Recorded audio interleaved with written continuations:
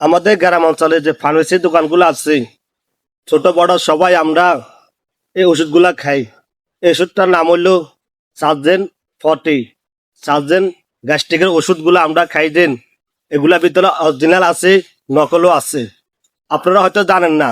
আপনারা ফার্মেসির দোকান থেকে যদি ওষুধ কিনেন, সার্জেন ওষুধ গ্যাস্ট্রিকের ওষুধ চাই কিনবেন, কারণ ওইখানেই একটা অরিজিনাল আছে, একটা নকল আছে। কারণ এটা কয়েকটা দোকানে ধরা খাইছে, এমনকি বেতার ওষুধও নকল বেচতেছে, যারা অঞ্চলে ফার্মেসির দোকানে বেচতেছে। তো যারা ওষুধ কিনেন তাদেরকে বলতেছি ওষুধগুলা দেখে শুনে কিনবেন, একটু চাই কিনবেন।